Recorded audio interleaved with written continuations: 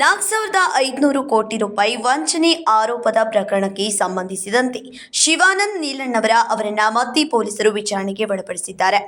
ಬೆಳಗಾವಿ ಶಿವಬಸವ ನಗರದ ನಿವಾಸದಿಂದ ಅವರನ್ನ ಅಧಿಕಾರಿಗಳು ವಿಚಾರಣೆಗೆ ಕರೆತಂದಿದ್ದಾರೆ.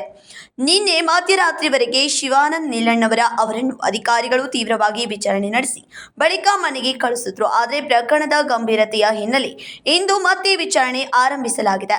ಬೆಳಗಾವಿಯ ಉಪ ಅಧಿಕಾರಿ ಶ್ರವಣ್ ಕುಮಾರ್ ನೇತೃತ್ವದಲ್ಲಿ ತನಿಖೆ ಮುಂದುವರೆದಿದ್ದು, ಶಿವಾನಂದ್ಗೆ ಸೇರಿದ ಪ್ಲಾಂಟ್ ಮೇಲೆ ಅಧಿಕಾರಿಗಳು ದಾಳಿ ನಡೆಸಿ ದಾಖಲೆಗಳ ಪರಿಶೀಲನೆ ನಡೆಸುತ್ತಿದ್ದಾರೆ.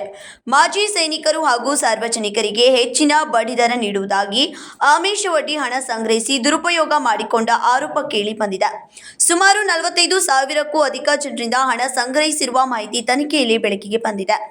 ಯಾವುದೇ ಕಾನೂನುಬದ್ಧ ಅನುಮತಿ ಪಡೆಯದೆ ನಿಯಮಗಳನ್ನು ಉಲ್ಲೇಖಿಸಿ ಹಣ ಸಂಗ್ರಹಿಸಿರುವ ಆರೋಪದಡಿ ತನಿಖೆ ಚುರುಕುಗೊಂಡಿದೆ.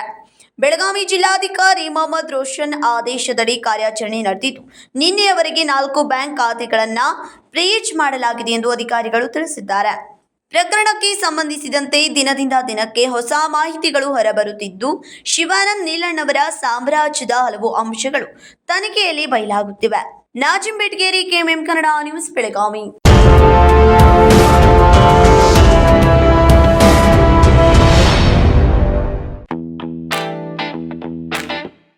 Amar Khan, Amar Khan, Amar Khan collection में आओ, नई वैरायटी यहाँ पाओ, सबके लिए कपड़े हैं खास,